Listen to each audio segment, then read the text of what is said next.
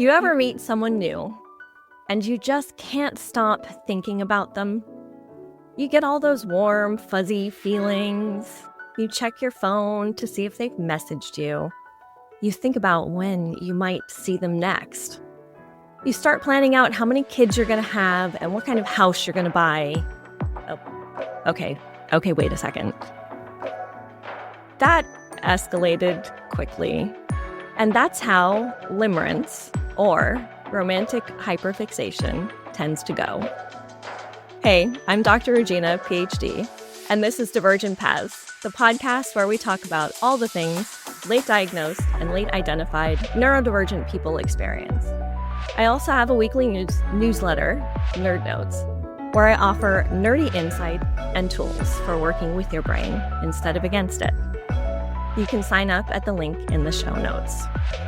For this episode, Russ and I are talking about a listener-requested topic, limerence. Why neurodivergent brains are especially susceptible to it, and what your attachment style has to do with all of it. Oh, this is going to be a fun topic because why does this happen? Like, why is it? Because, okay, I know you're talking about this on the romance front, but it's also with so many other things too, right? You see it happening. It could be an object that you want to buy. It's, oh, I love this. That is so cool. There's so many ways where I feel like this comes into play. Let's get into it. Let's dive into it. Start at the beginning. What is this? What is limerence? Limerence is the desire to be desired. It's not even really about the other person necessarily. In limerence, the other person becomes more like an object, kind of like you were talking about, like that desire you might have for a specific car or a Xbox or something like that. Yeah. That you feel a lot of that want for. The person in a limerence situation that you hyper focus on becomes an object of desire.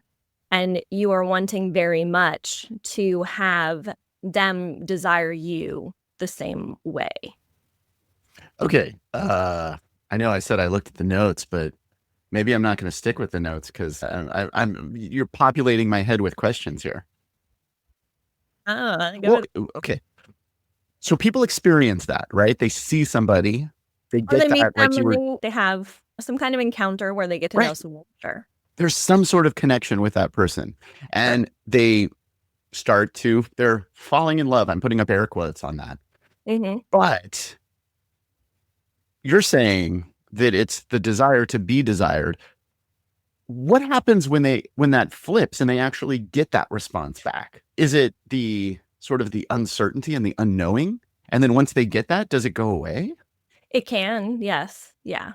Limerence does not always work into being a relationship.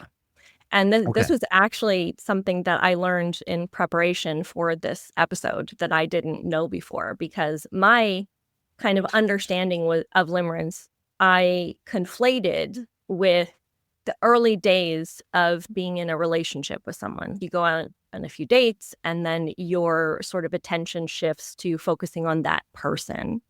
But limerence is actually separate from that. It can go where you end up in this hyperfixation state. They're reciprocal to it. They have reciprocal feelings. That's what you're looking for. You're looking for a reciprocal signal. You're looking for a sign from them that they're interested in you. If you do get that back, then it can work into a relationship. But sometimes they are not reciprocal, or they're not interested, or you don't have that kind of connection. And one or two things can happen with that. Sometimes it will peter out and the limerence will just fade away and your hyperfixation will shift.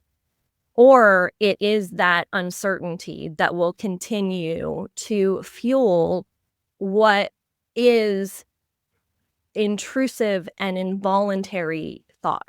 These are thoughts where you really can't stop yourself from thinking about that other person. You get so worked into the potential of it that you're just driven by that instead. This is feeling like Is this like comparing it to a game, right? I will do this with if I'm playing some game. Like Sure. you start playing the game and you get to the next level, and it's oh man, I should just play one more level because I want to get to this next Right. thing. One more You know, turn syndrome. is there like a rewards system or something that's like pulling them to the next level and to keep them going with this? One Is of it the something reasons else? why this tends to happen so profoundly for people who are neurodivergent with that like heightened pattern recognition, right? You're Right. wanting and seeking and looking, that person can become a special interest. They can become a puzzle to be solved, just like you're talking about with a game, Right. right? And a loop that won't close. Like they, especially if they are, let's say they have an avoidant attachment and you have an anxious attachment and you are constantly seeking connection and reassurance, and they're constantly seeking distance to feel safe, and you get Right. that like back and forth going. Uh-huh. There's no reason why I can speak so emphatically about this. None whatsoever. Okay. Gee, Regina, it sounds like you might have a story there. Might be a story. Yeah, maybe. Background information. Wow. I hope you put this out as an Instagram reel or something, because that way they could see you turn red right now. Right. She can see me like, oh, let's have Regina talk about all the many times in her life she experienced limerence with somebody who had the opposing attachment style that she had. So do tell. Let's go. Let's I sit mean, back and have a coffee. there have been numerous occasions where I have connected with someone and that there's something about just who I am that I love. And I especially love what is probably not love, it is infatuation, right? Like a lot of like the romances that we read or romantic movies. Twilight? They're obsessed with each other. Bella and well, whatever his Yeah, name, yeah, right? I mean, actually definitely yeah. experiences limerence and she's an object for him for sure. Yeah, there's definitely some limerence in Twilight. But before I knew what attachment styles were, and before I understood my own attachment style and my need for that kind of connection, that sensation of being infatuated and something that went beyond just having a crush. Having a crush is one thing where you're like, oh, I'm really interested in this person. But for me, it had more drive behind it. It had more need of connection and kind of a deeper sensation. It isn't something I've experienced as much in my adult life, but I would say there was definitely at least one relationship in the last 2 years that was very limerence based for me, where that person became an object of what I thought they could be versus who they actually were. Uh, it's a deeper or a question of like where people land on the scale. There Mhm. is the I don't care at all about this and whatever's going to happen happens. Right. And then there's the other side of it where it's almost stalker behavior. It's like this obsession thing. We're not talking about that level of, No. we're not going to that extreme, No, we're but not. like we're talking about like just those intense emotions of like you wake Yes. up and you think about this person. You wake Yes. up and you think about what they do for you and Mhm. like And in limerence, it is generally not an actual relationship. okay. Oftentimes, you're experiencing these feelings for someone you're desiring that you want to be desired by, right? You're wanting that reciprocation. That's Right. why limerence generally ends one of 3 ways. You either get reciprocal feelings and you move into an actual attachment. You don't get reciprocal feelings and the limerence goes away because once you're looking for that signal, you're looking for the sign that Hmm. person wants you because you're looking to be desired. When they give you the signal that they're not interested, then limerence fades. Okay. Or you don't get an answer and something else shifts your focus. The reason why I like went to the stalking thing is because I feel like somebody that is experienced in this could look at themselves like that. Oh, I'm being like this Facebook Right. stalker and following this person, and I'm totally obsessed with this person, and I shouldn't be. It goes back to the feeling of shame of I shouldn't be doing this. Yeah. Yeah. And if when we're talking about attachment, we're talking about patterns that we repeat, which is why I laughed talking about experiencing limerence, because it's definitely something I've experienced multiple times. And that speaks to the depth of some of my attachment wounds, right? Because these are like the maps that our nervous system built for us to help us feel safe, to help us feel connection. If you tend to fall into a limerence pattern, there can definitely be shame associated with it, especially if you fall into it and it becomes not reciprocal. If you were to have it over and over again, where you had someone that you had these intense feelings about and repeatedly you didn't get it, then yeah, I could very easily see how that might drive someone to seek that relationship more and more, or to seek a relationship more and more. And that pattern and that desire is pointing out where those wounds are, right? If you are anxious, we want to think of anxious attachment and limerence as a very high energy combination. There's going to be a lot of feeding that Yeah. goes I can into see that. experiencing limerence and having an anxious attachment, because the uncertainty that fuels limerence is the same uncertainty that fuels an anxious attachment. That feels very natural. It feels very natural to feel that way, even if you're feeling it heavy and unbearable and mildly addictive. You're still in that. You're still in that wound. You're still in that pattern of wanting and seeking that reassurance and that attention. Finding objects, finding people to experience limerence with just becomes the pattern. And then the opposite ends up being true for avoidant attachments, where their limerence is often directed at people that they know they cannot have a relationship with, that they know with no uncertainty that they can't be in a relationship with, because that allows them to maintain that distance that gives them their safety, right? Because these are opposites, right? They want Exactly. that distance. Having desire for someone that they know they cannot be with means that closeness and that connection can never happen. Doesn't that, because of that, emotional bandwidth being pushed in one direction for one person, let's say Bella is obsessed with, oh, I don't know, let's say Edward or something, Edward. right? Yeah. But like, we know that she should really be with Jacob, and Jacob's totally available for her. Right. But because Bella is focused and has all the emotional bandwidth going to this one person, she might be missing out on this other more healthy relationship that Mhm. is right there in front of her, but Someone who is can't do available. that. Sure. Yeah. Right. Yeah. Limerence can be very damaging in that way, where if your attention does turn to someone who you cannot really be with, or you could miss opportunities for relationships that are healthier. I think there was a fair amount of that in my youth as well, like when I was in, I don't know, maybe early in college and I was dating, and I wanted that high that comes from the pursuit to a degree, right? Wow, we're gonna get real deep on this. This is not surprising though. I have a value wound. I worry that I don't have inherent value in romantic relationships.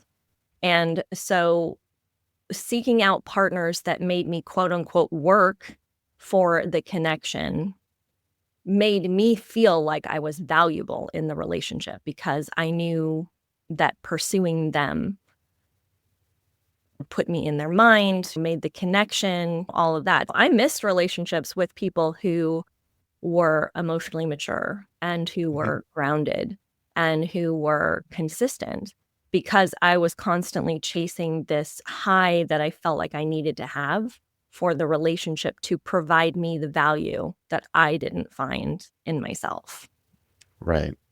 And okay, so this friend of mine, you actually know this person as well, but they would hyper focus on a single person that they weren't with any other relationship because This they were person in with their this head. person in Right. their head.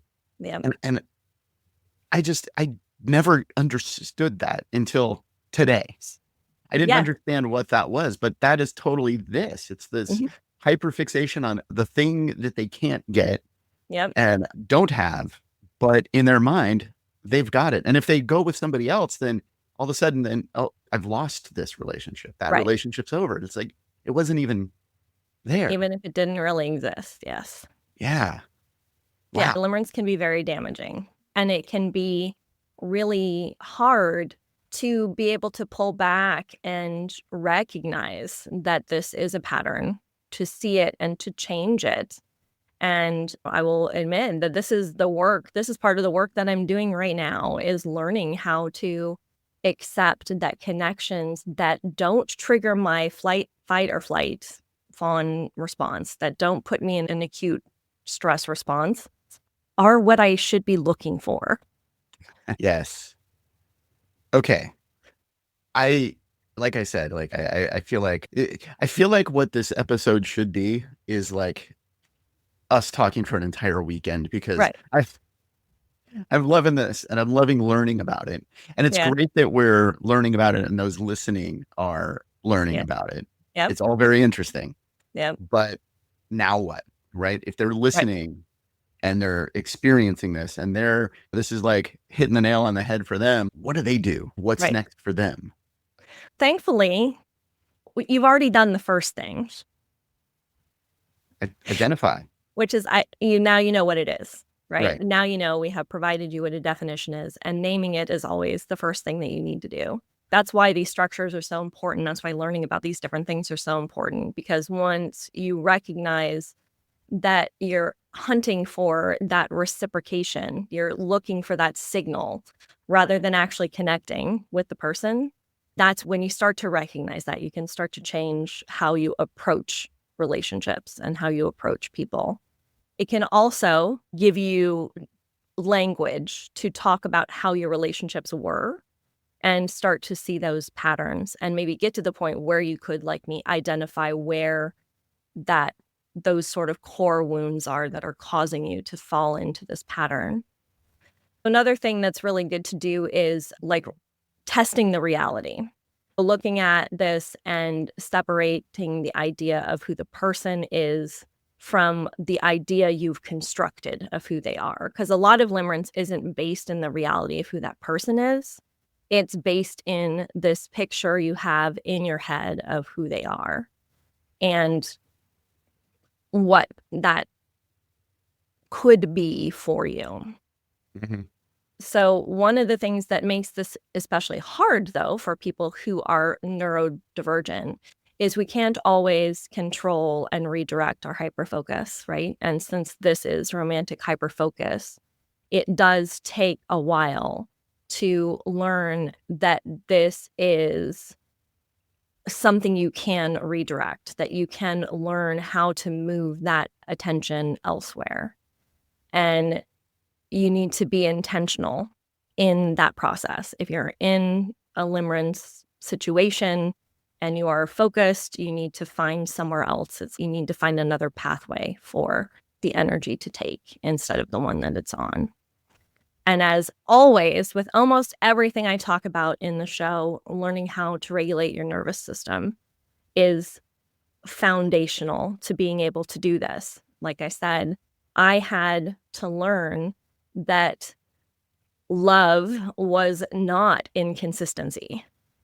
I had to learn not to seek the relationships that put me in that fight or flight, that challenge, that upset, because that isn't what love is. And love is consistent. Love is showing up. Love is seeing the person you're with for who they really are and accepting their genuine self and needing to understand that about yourself too. You need to do all of those things for yourself as well.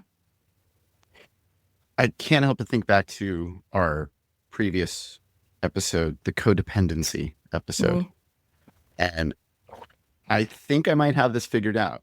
You've tested me on previous episodes. I'm going to test myself now and fabulous. see if I've got this right. Limerence is I need them to choose me, whereas codependency might be I need them to be okay so that I can be okay.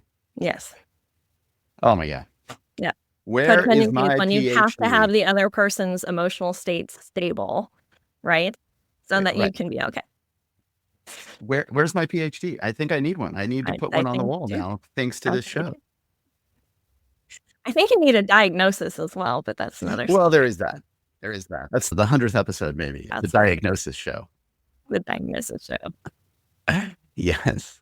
I would hope that in your next newsletter here in the Nerd Notes, you're going to talk a little more Yeah. about this. And maybe even if you could drop in this little codependency thing, because I think knowing the difference Yeah. between the two is important. Yeah. If somebody wanted to subscribe to that, how do they do? There is a link in the show notes to sign up for Nerd Notes. It is a weekly newsletter that is the best thing that lands in your inbox on your Monday morning.